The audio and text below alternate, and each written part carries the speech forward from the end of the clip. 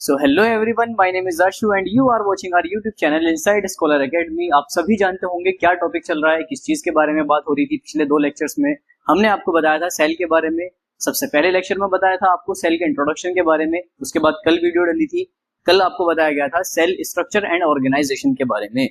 आज उससे आगे का सिलेबस आपको चलेगा, लेकिन उससे पहले मैं आपको चीजें रिकैप करा देता हूँ जिससे आपको चीजें याद रहें। तो कल हमारा सबसे पहला टॉपिक था सेल स्ट्रक्चर के बारे में ना। तो on the basis of structure there are 2 types of cell. पहली होती है प्लांट सेल और दूसरी होती है एनिमल सेल। प्लांट सेल ज्यादा टफ होती है because of its cell wall, और एनिमल सेल ज्यादा टफ नहीं होती क्योंकि उसके ऊपर कोई भी सेल वॉल प्रेजेंट नहीं होती। उसके बाद में आपको सेल मेम्ब्रेन के बारे में बताया था। क्या सेल मेम्ब्रेन होती है? आउटर मोस्ट कवरिंग होती है। ये सेपरेट करती है कंटेंट को इसके एक्सटर्नल एनवायरनमेंट से। ये सिलेक्टिवली परमेबल होती है और अलाउ करती है entry and exit of materials. ठीक है, आगे चलते हैं। उसके बाद में मैंने आपको बताया था एक्टिव एंड पैसिव ट्रांसपोर्ट। ऐसा ट्रांसपोर्ट जिसमें सब्सटेंसेस लोअर कॉन्सेंट्रेशन से हायर कॉन्सेंट्रेशन की तरफ को चले वो एक्टिव ट्रांसपोर्ट होता है, और जिसमें हायर से लोअर की तरफ को चले वो पैसिव ट्रांसपोर्ट होता है। हाई एक्टिव ट्रांसपोर्ट में एनर्जी की जरूरत होगी और पैसिव ट्रांसपोर्ट में किसी भी एनर्जी की जरूरत नहीं होगी। क्लियर है यहां तक? उसके बाद में ऑस्मोसिस एंड डिफ्यूजन के बारे में मैंने आपको बताया था। ऑस्मोसिस क्या होता है, डिफ्यूजन क्या होता है। आई होप कल वाली चीजें आपको याद होंगी। उसके बाद एक्सोस्मोसिस और एंडोस्मोसिस मैंने बताया था आपको। एक्सो मतलब ऐसे ही ऑस्मोसिस की ऐसी प्रोसेस जिसमें वाटर आउटसाइड मूव करे, यानी जब पानी बाहर सेल से निकलेगा तो सेल श्रिंक हो जाएगी। और एंडोस्मोसिस ऐसी प्रोसेस होगी जिसमें पानी सेल के अंदर जाएगा। जब पानी सेल के अंदर जाएगा तो सेल स्वेल होना शुरू हो जाएगी। ठीक है, उसके बाद में सेल वॉल मैंने आपको बताई थी। नॉन लिविंग और रिजिड आउटर कवरिंग होती है जो सेल को एक्सटर्नल एनवायरनमेंट से बचाती है, और ये बचाती है सेल को बर्स्ट और कोलैप्स होने से। कल लेक्चर में एक्सप्लेन करके मैं बता चुका हूं ये चीज। उसके बाद में प्लाज्मोलाइसिस मैंने आपको बताया था। ठीक है, living plant cell loses water through osmosis, it result in shrinkage of cell content and cell moves away from the cell. Process मैंने सारी समझा दी थी कि जब सेल अपना वाटर लूज करती है तो वो सेल वॉल को छोड़कर एक कोने में इकट्ठा हो जाती है। इस तरह की सेल क्या कहलाएगी? प्लाज्मोलाइज सेल, और ये प्रोसेस कहलाएगी प्लाज्मोलाइसिस। ठीक है भाई। इसके बाद में फंक्शन ऑफ सेल वॉल्स बता दिए थे, ये भी इसको बताने की दोबारा जरूरत नहीं है। उसके बाद में कंपैरिजन किया गया था प्लांट सेल के और एनिमल सेल की सेल वॉल का। प्लांट सेल की सेल वॉल सेल्यूलोज की बनी होती है, बैक्टीरिया की सेल वॉल पेप्टिडोग्लाइकन की, और फंजाई की सेल वॉल काइटिन की। ये कंपैरिजन था तीनों के बीच में। उसके बाद में आपको न्यूक्लियस बताया गया था। कल समझा चुका हूं मैं क्या होता है nucleus. Nucleus is a control centre of cell. Cell के अंदर होने वाले जितने भी फंक्शन है उसको करने का काम कौन करेगा भाई? न्यूक्लियस करेगा। ठीक है, उसके बाद बताया था मैंने आपको प्रोकैरियोटिक एंड यूकैरियोटिक सेल्स के बारे में। ठीक है, ये कुछ डायग्राम्स हैं प्रोकैरियोटिक एंड यूकैरियोटिक सेल्स के। तो यहां तक आपका हो जाता है रिकैप। अब शुरू करते हैं अपने चैप्टर का अगला टॉपिक। तो बिना किसी फर्दर डिलेशन के शुरू करते हैं, आइए अपना टॉपिक। सबसे पहला हमारा टॉपिक जो है जो आज कवर होगा वो है साइटोप्लाज्म। क्या होता है साइटोप्लाज्म? सभी ने नाम सुना होगा। Cytoplasm is a fluid content found inside the plasma membrane. यानी साइटोप्लाज्म एक ऐसा फ्लूइड कंटेंट होता है जो सेल की प्लाज्मा मेम्ब्रेन के अंदर पाया जाता है। या दूसरे वर्ड्स में आप बोल सकते हो कि सेल के अंदर भरा हुआ फ्लूइड कंटेंट क्या कहलाता है? साइटोप्लाज्म कहलाता है। It also control many specialised cell organs. ठीक है, ये बहुत सारे सेल ऑर्गेनल्स को कंट्रोल करता है। इसी साइटोप्लाज्म के अंदर सेल में पाए जाने वाले ऑर्गेनल्स हैं वो फ्लोट करते रहते हैं। ठीक है, each of these organelle perform specific function for the cell. और साइटोप्लाज्म में पाया जाने वाला हर एक ऑर्गन सेल के लिए एक स्पेशल फंक्शन होता है। ठीक है, हर एक स्पेशल फंक्शन एक ऑर्गन करता है जो किसमें पाया जाता है भाई? साइटोप्लाज्म के अंदर। Each organelle enclosed with membrane only in eukaryotic cell. Last वाले लेक्चर में अगर आपको याद हो, जब मैंने आपको बताया था कि प्रोकैरियोटिक और यूकैरियोटिक सेल में क्या डिफरेंस होता है कि उसके न्यूक्लियस और उसके ऑर्गेनल पर न्यूक्लियर मेम्ब्रेन नहीं पाई जाती। अगर मैं प्रोकैरियोटिक सेल की बात करूं तो प्रोकैरियोटिक सेल के न्यूक्लियस और किसी भी ऑर्गेनल पर कोई भी मेम्ब्रेन नहीं होती। तो यहाँ पर वही लाइन लिखी हुई है, each organelle enclosed with membrane only in eukaryotic cell, यानी यूकैरियोटिक सेल में जितने भी ऑर्गेनल प्रेजेंट होंगे उन सब के चारों तरफ एक मेम्ब्रेन लगी होगी। ठीक है भाई, यहां तक क्लियर है। चलिए आगे चलते हैं। इसके बाद में हम बात करते हैं सेल ऑर्गेनल्स की। अभी छोटी छोटी चीजें मैंने आपको बताई कि सेल के अंदर होने वाले जितने भी स्पेसिफिक फंक्शंस होते हैं वो कौन करते हैं, सेल ऑर्गेनल्स करते हैं। देखिए, in eukaryotic cells there are various membrane bound organelles that perform various functions in the cell. ठीक है, एग्जांपल्स क्या है, endoplasmic reticulum, Golgi apparatus, lysosome, plastids, etc. और भी बहुत सारे होते हैं, आगे हम उनके बारे में पढ़ेंगे। ये डायग्राम होता है सेल का और इसके अंदर ये ऑर्गेनल्स प्रेजेंट होते हैं। ठीक है, क्लियर है भाई यहां तक। चलिए आगे चलते हैं। सबसे पहले सेल ऑर्गेनल की अगर मैं बात करूं तो सेल ऑर्गेनल क्या है, एंडोप्लाज्मिक रेटिकुलम, जिसको शॉर्ट फॉर्म में ER भी बोला जाता है। ठीक है, endoplasmic reticulum is the network of membrane bound tubes and sheets that runs through the cell. Endoplasmic reticulum जो होता है वो एक नेटवर्क होता है मेम्ब्रेन बाउंड ट्यूब्स और शीट्स का, जो रन करता है थ्रू द सेल, यानी पूरी सेल के अंदर फैला होता है। आप इस तरह से लिख सकते हो, इस तरह से बोल सकते हो। ठीक है, सेल के अंदर फैला हुआ एक नेटवर्क या एक जाल जो किसका बना होता है, ट्यूब्स और शीट्स का, उसको हम क्या बोलते हैं, एंडोप्लाज्मिक रेटिकुलम बोलते हैं। ये दो टाइप्स का होता है, पहला होता है smooth endoplasmic reticulum, short form में इसको बोला जाता है SER, और दूसरा होता है rough endoplasmic reticulum, short form में इसको बोला जाता है RER। ठीक है भाई यहां तक। देखिए, स्मूथ एंडोप्लाज्मिक रेटिकुलम की अगर मैं बात करूं तो वो कुछ इस तरह का दिखाई देता है।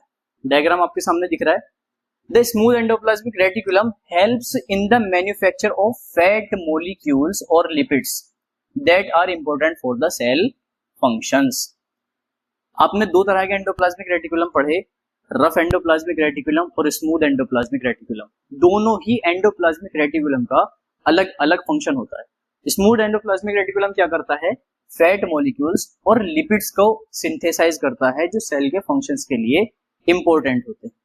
अब आप आइडेंटिफाई कैसे करोगे भाई स्मूथ एंडोप्लाज्मिक रेटिकुलम को और रफ एंडोप्लाज्मिक रेटिकुलम को? तो आइडेंटिफिकेशन के लिए सबसे पहली चीज क्या है, जिस पर आपको ये येलो येलो डॉट्स नजर आएंगी, जिस एंडोप्लाज्मिक रेटिकुलम की सरफेस पर ये डॉट्स आपको नजर आएंगी, वो एंडोप्लाज्मिक रेटिकुलम होगा, रफ एंडोप्लाज्मिक रेटिकुलम। क्योंकि इन डॉट्स की वजह से इसकी सरफेस क्या हो जाती है, रफ हो जाती है, इसलिए इसको क्या बोला जाता है, रफ एंडोप्लाज्मिक रेटिकुलम। लेकिन जिस पर कोई भी राइबोसोम प्रेजेंट नहीं होगा, ये डॉट लाइक स्ट्रक्चर्स प्रेजेंट नहीं होंगे, वो क्या होगा, स्मूथ एंडोप्लाज्मिक रेटिकुलम। फंक्शन में आपको बता चुका हूं क्या करता है, फैट मॉलिक्यूल्स और लिपिड्स को सिंथेसाइज करने का काम करता है, जो सेल के फंक्शन के लिए जरूरी होती है। क्लियर है यहां तक?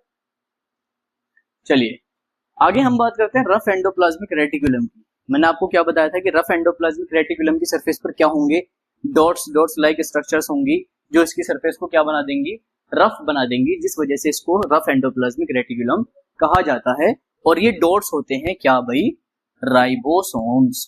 क्या होते हैं, राइबोसोम्स। देखिए, rough endoplasmic reticulum looks rough because it has ribosomes attached on its surface. Endoplasmic reticulum rough नजर आता है क्योंकि इसकी सरफेस पर क्या लगे होते हैं, राइबोसोम्स लगे होते हैं। It manufactures protein for the cell.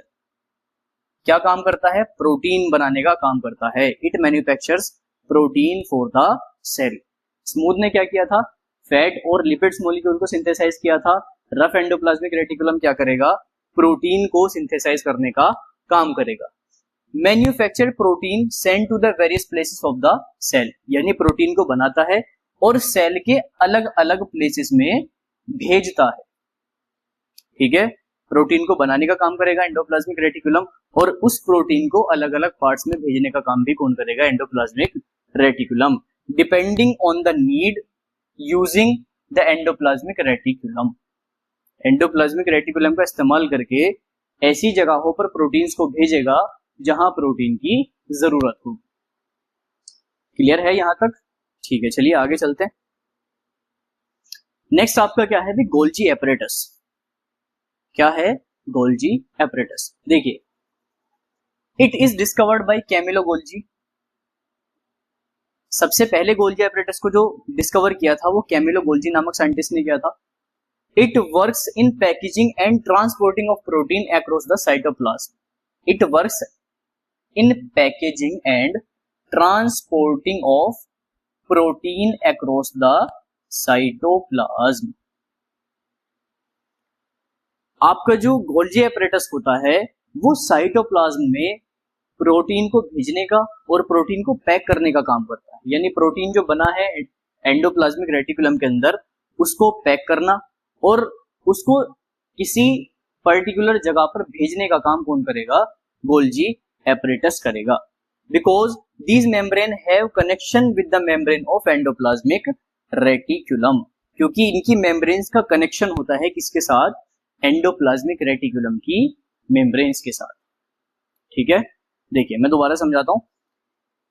Rough endoplasmic reticulum में प्रोटीन को बनाया। जो प्रोटीन रफ एंडोप्लाज्मिक रेटिकुलम के अंदर बना उसको पैक किसने किया भाई? गोल्जी एपरेटस ने। अब गोल्जी एपरेटस उस प्रोटीन को पैक करके ऐसी जगह पर पहुंचाएगा जहां उस प्रोटीन की जरूरत होगी। It perform the function of storage, modification and packaging of products. क्या क्या काम करता है भाई? पहला काम क्या है? Function of storage. दूसरा काम क्या हो गया? मॉडिफिकेशन करता है and packaging of products. Products को पैक करने का काम भी करता है। It also involve in the function it also involves in the function of lysosome, वो फॉर्मेशन ऑफ लाइसोसोम।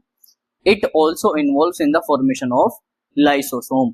ये लाइसोसोम के फॉर्मेशन में भी हेल्प करता है। लाइसोसोम क्या होता है?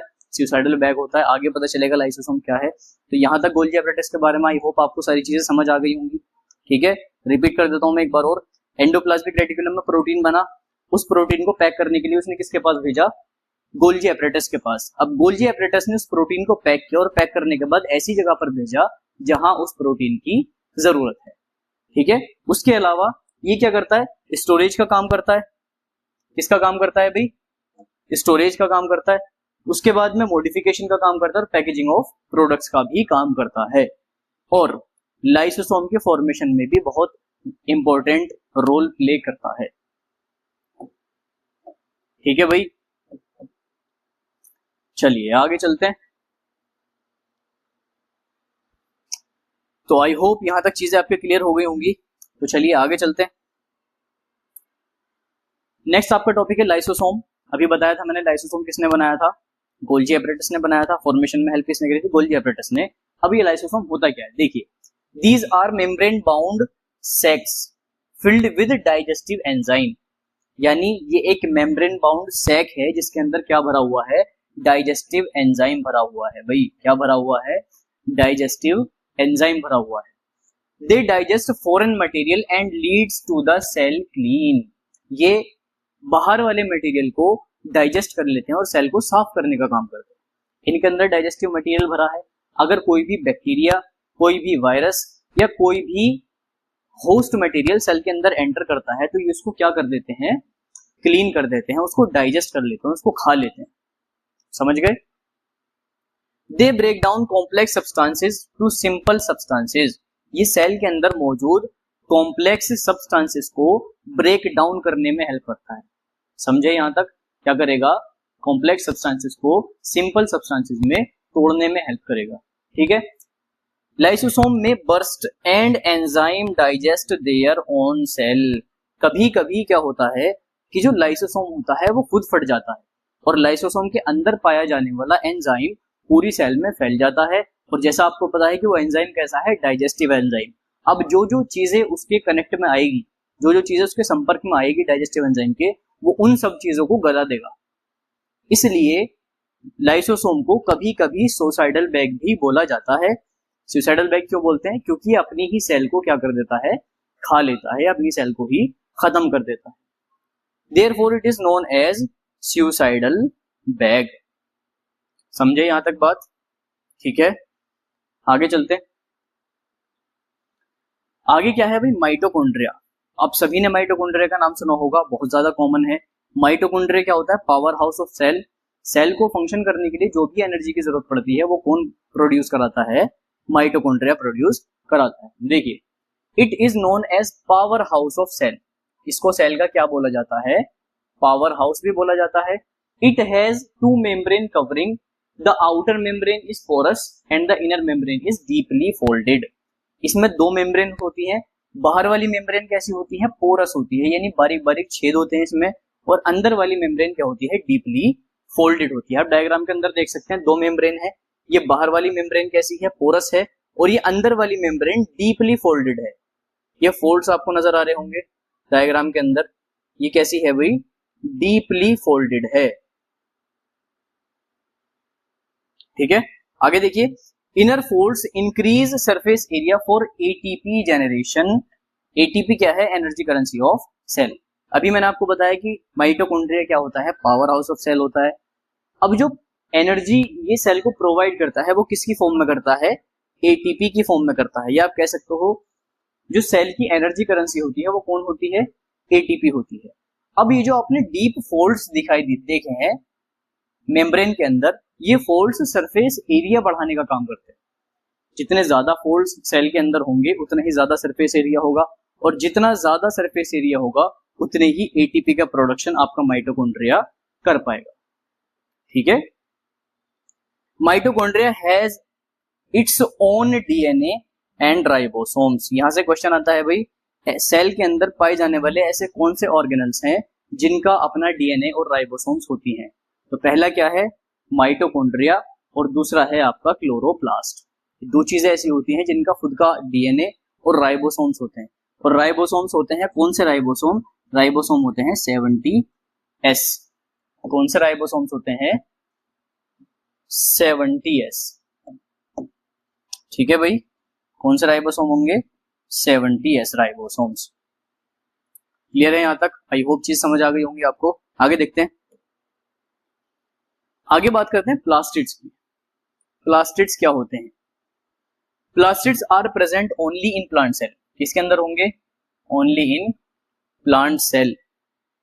ठीक है, तीन तरह के होते हैं, क्लोरोप्लास्ट, क्रोमोप्लास्ट और ल्यूकोप्लास्ट।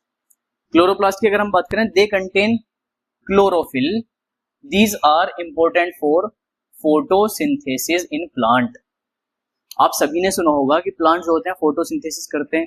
अब फोटोसिंथेसिस करने के लिए सनलाइट का एब्जॉर्प्शन जरूरी है, तो वो सनलाइट का एब्जॉर्प्शन कौन कराते हैं? प्लास्टिड्स कराते हैं। यानी प्लास्टिड्स मतलब क्लोरोप्लास्ट कराते हैं। तो जब तक सनलाइट का एब्जॉर्प्शन नहीं होगा किसी सेल के अंदर, तो वो सेल कभी भी फोटोसिंथेसिस नहीं कर सकती। तो प्लांट सेल के अंदर सनलाइट के एब्जॉर्प्शन में कौन हेल्प कराते हैं भाई? क्लोरोप्लास्ट हेल्प कराते हैं, क्योंकि इनके अंदर क्या प्रेजेंट होता है? क्लोरोफिल प्रेजेंट होता है। और दूसरी चीज, ये ग्रीन कलर प्रोवाइड करते हैं प्लांट्स के लीव्स को। दूसरा chromoplast, they are found in flowers. किसमें पाए जाते हैं भाई? फ्लावर्स। क्रोमो, यहां क्रोम से मतलब है, क्रोम का मतलब होता है कलर्स। क्या होता है? कलर्स। यानी जो क्रोमोप्लास्ट होंगे वो प्लांट्स के ऐसे पार्ट में मौजूद होंगे जो ज्यादा कलरफुल होते हैं।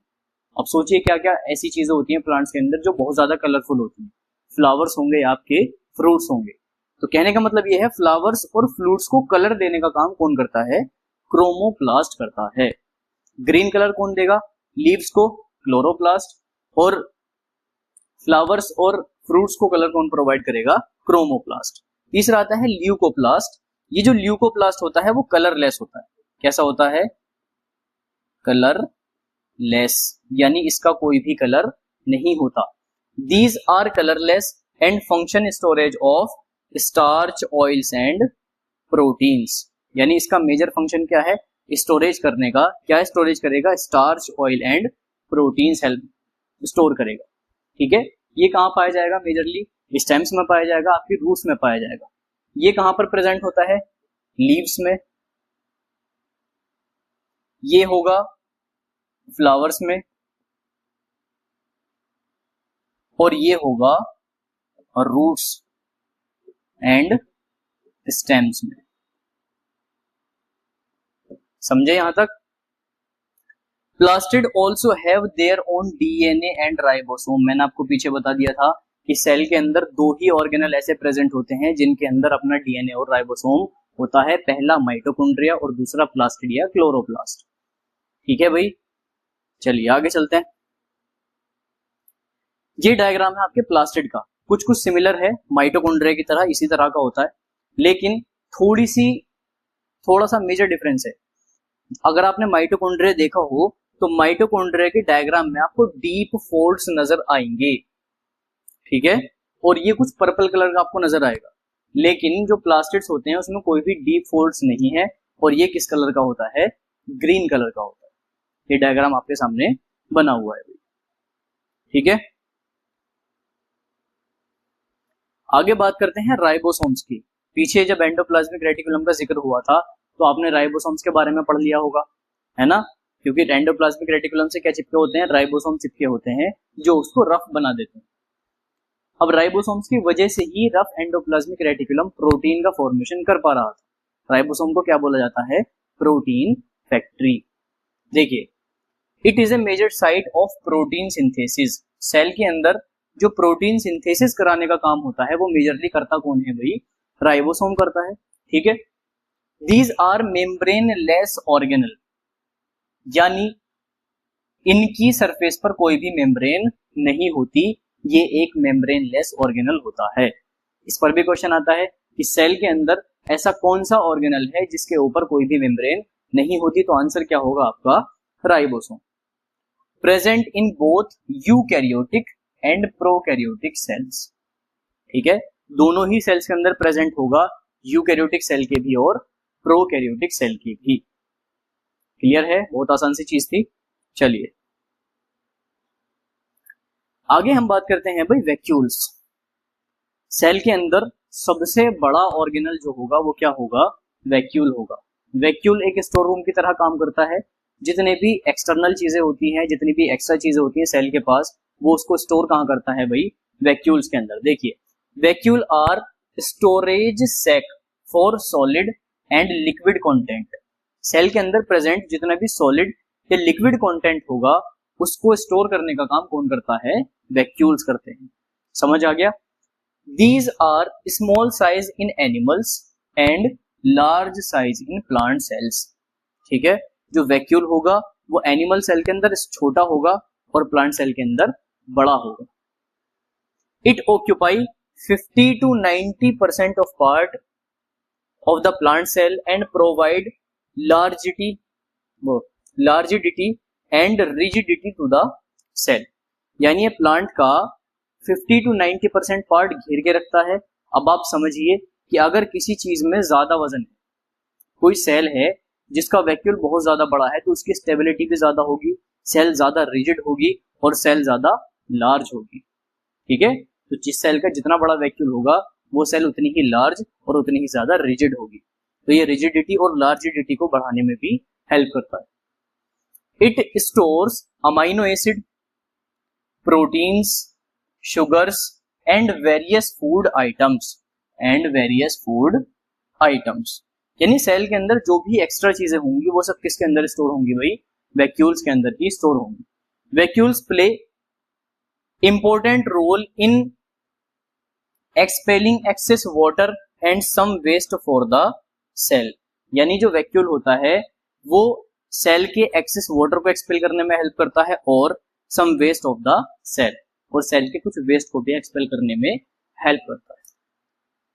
ठीक है भाई, चीजें समझ आ गई। बहुत आसान सा टॉपिक है, ठीक है। चलिए आगे चलते हैं।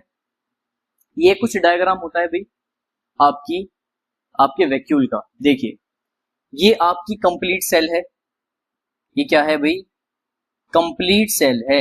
अब इस सेल के अंदर ये वाला जो पोर्शन है ब्लैक वाला, ये सारा पोर्शन क्या है भाई? वैक्यूल है। यानी इस सेल के अंदर जो लगभग 50 to 90% पार्ट को कवर करके रखता है वो कौन है? वैक्यूल है। इसके अंदर अमाइनो एसिड स्टोर होंगे, इसके अंदर प्रोटीन्स स्टोर होंगे, इसके अंदर लिपिड्स स्टोर होंगे और इसके अंदर दूसरे फूड आइटम्स भी स्टोर होंगे, ठीक है। तो ये क्या होता है? एक store room of the cell होता है। दूसरी चीज क्या बताई थी कि जितना ज्यादा बड़ा वैक्यूल होगा वो सेल को उतना ही ज्यादा लार्ज कर देगा और उसकी रिजिडिटी को बढ़ाएगा, उसकी मजबूती को बढ़ाने का काम करेगा। ठीक है, चलिए भाई आगे चलते हैं। Points to remember. देखिए इस पर क्वेश्चन आता है, सेल के अंदर डबल मेम्ब्रेन ऑर्गेनल कौन से हैं, सिंगल मेम्ब्रेन ऑर्गेनल कौन से हैं और मेम्ब्रेन लेस ऑर्गेनल कौन से हैं, ये याद रखना, इस पर क्वेश्चन आता ही आता है। डबल मेम्ब्रेन बाउंड ऑर्गेनल कौन कौन से हैं भाई आपके, न्यूक्लियस, माइटोकॉन्ड्रिया और प्लास्टिड्स। ठीक है, ऐसे ऑर्गेनल जिन पर डबल मेम्ब्रेन लगी है वो कौन कौन से हैं, न्यूक्लियस, माइटोकॉन्ड्रिया एंड प्लास्टिड। अब बात करते हैं सिंगल मेम्ब्रेन बाउंड ऑर्गेनल की।